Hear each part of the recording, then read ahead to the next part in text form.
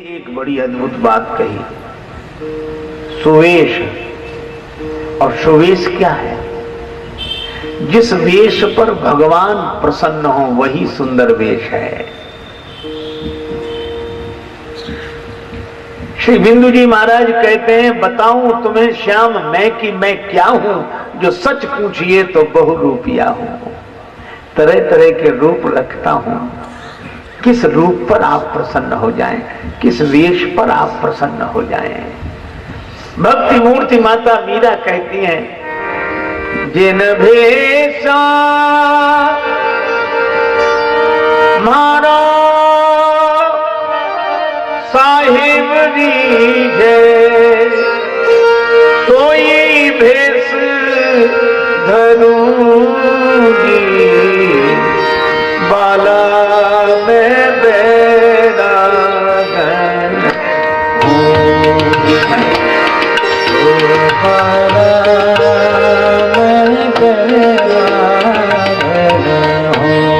होंगी, बेड़ा गनूंगी, बाला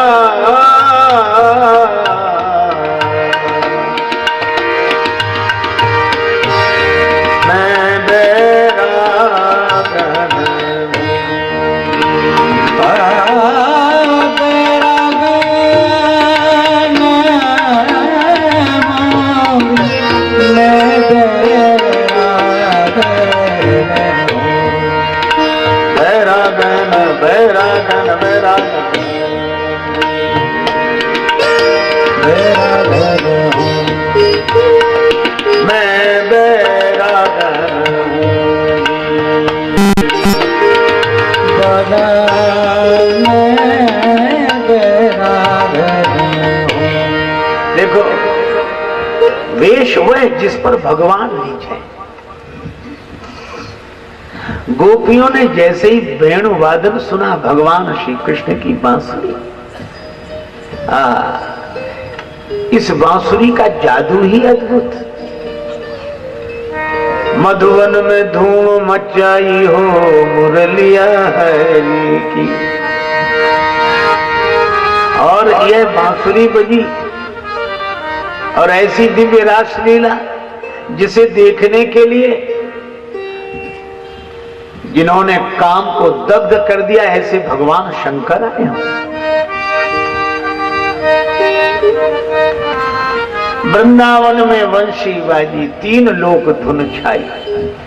गोपियां चल पड़ी, भगवान की बांसुरी सुनी और चल पड़ी। उन्हें अपना होश नहीं, सब काम उल्टा हो गया। खीर में नून, दाल में शक्कर, मक्खन में मिर्चाई, गऊ को साग और ससुर को भूसो, ऐसी मति बौराई। और श्रृंगार भी कैसा अद्भुत किया, मेहंदी कपोल में लगा ली, काजल अधरों पर लगा लिया, अधरों पर लगने वाला लेप नेत्रों में लगा लिया। कुछ वस्त्रों की भी संभाल नहीं है, ऐसी भाव में डूब कर चले।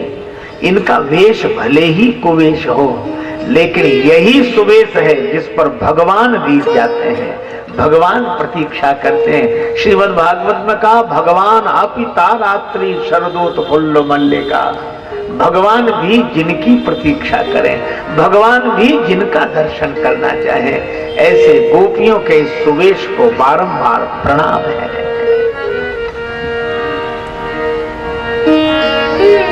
एक बार श्री हनुमान जी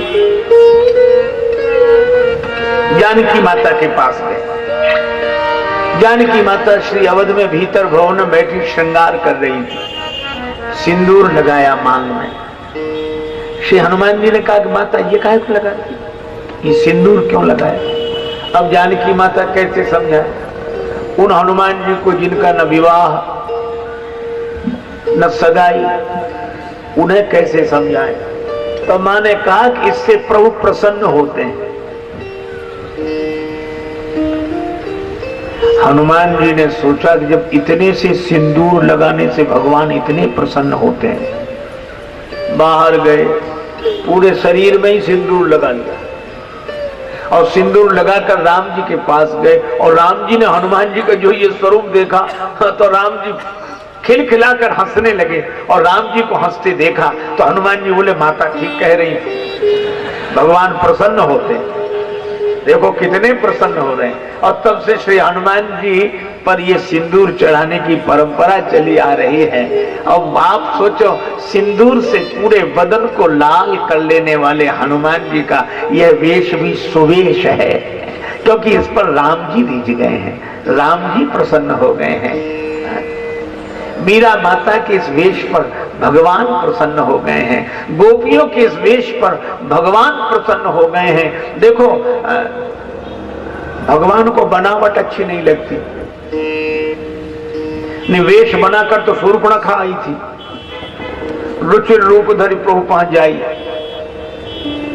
लेकिन ये बोली तो कम, बोली वचन पर बहुत मुस्काई, वचन कम बोली मुस्कुराई ज्यादा। तो ऐसे सौंदर्य के तो नाक कान ही कटेंगे। रुचिर रूप धरि प्रभु पहुंच जाई और अयोध्या में मंथरा आई थी, बसन विभूषण विविध बनाई, तो दोनों की दशा से आप परिचित हैं। तो वेश वही इस पर भगवान रीझ जाए, भगवान प्रसन्न हो जाए। संतों का वेश देखो, इस पर भगवान प्रसन्न हो जाते हैं और संत उसी वेश में रहते हैं। राम जी जिस पर रीझे, जगत को रिझाने के लिए बहुत लोग वेश धारण करते हैं, लेकिन भगवान को रिझाने के लिए जो वेश धारण करते हैं वही वेश सुवेश है। श्री तुलसीदास जी ने कहा, कियों कुवेश साधु सन्मानो, जिमि जग जामवंत हनुमानो। हनुमान जी का सुंदर वेश है। कंचन वरण विराज सुबेसा, अब आगे कहते कानन कुंडल कुंचित केसा। कानन कुंडल, श्री हनुमान जी के श्रवणों में कुंडल है। और ये कुंडल क्या है? श्री हनुमान जी के श्रृंगार में कुंडल तो है ही, पर ये कुंडल अर्थ क्या रखते हैं? श्री हनुमान जी के कानों के दो कुंडल, दो कानों के दो कुंडल, क्या ये कथा और कीर्तन ही हनुमान जी के कानों के कुंडल है। निरंतर कथा सुनते हैं, निरंतर कीर्तन सुनते हैं। कथा तो इतनी प्रिय, यत्र यत्र रघुनाथ कीर्तनम तत्र तत्र कृत मस्तकांजलिम वाष्पवारि परिपूर्ण लोचनम मारुतिम नमत राक्षसांतकम। श्री हनुमान जी सर्वत्र राम जी की कथा सुनते हैं, राम नाम का कीर्तन सुनते हैं। तो ये कथा कीर्तन ही उनके श्रवणों के कुंडल हैं। कुंचित केसा, घुंघराले केश, कुंचित। देखो, केशों की बनावट होती है, ये जो घुंघराले केश होते हैं वे नीचे से मुड़कर ऊपर की ओर जाते हैं, ऐसे ऐसे मुड़कर ऊपर की ओर। अच्छा, अब ये बात आप सोचना, इन बालों का जन्म सिर से प्रचुर मात्रा में होता है, और अगर देखा जाए तो विचारों का भी प्रचुर मात्रा में जन्म सिर से ही होता है। विचारों का जन्म सिर से ही होता है।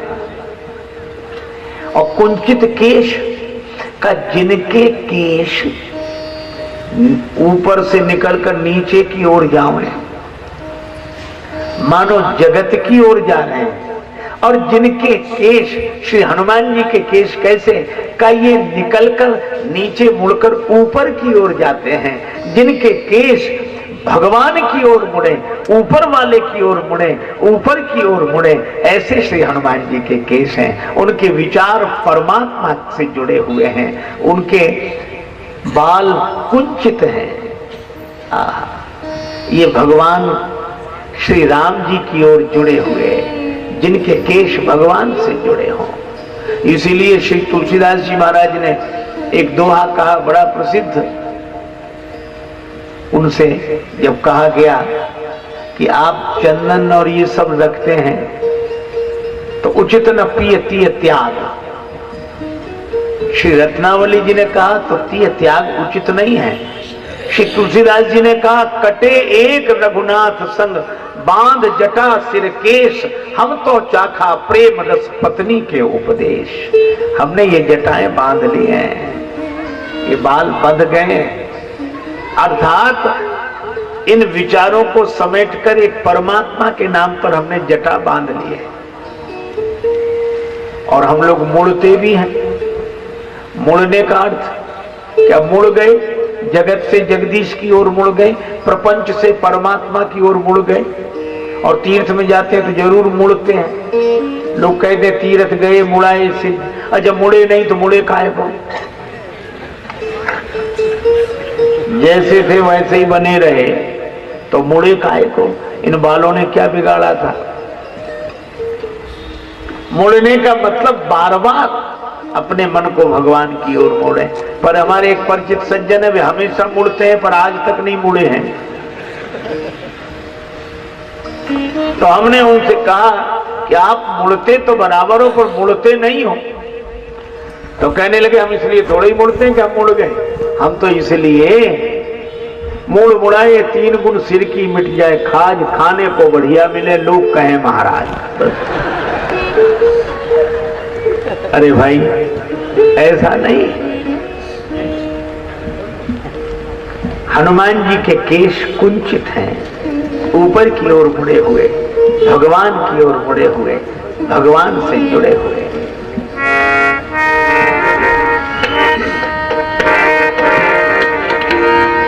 हाथ वज्र यदो ध्वजा विराजे,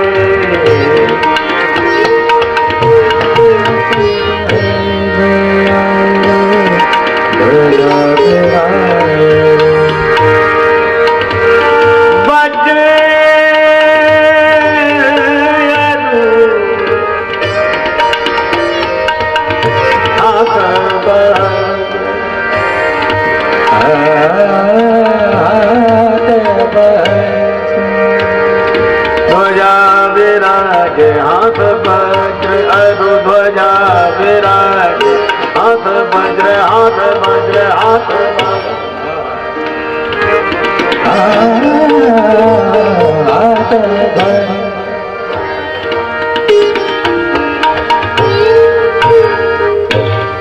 हनुमान जी के हाथ में वज्र, वज्र माने गदा।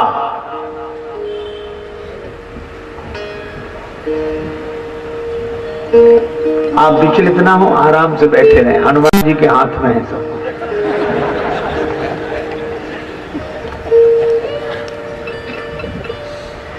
हनुमान जी के हाथ में है गदा, और गदा को ही वज्र कहा गया। अच्छा देखो कितनी अद्भुत बात है, ये गदा है काल। हम सब काल के हाथों में हैं। हम सब, समय हमें प्रभावित करता है।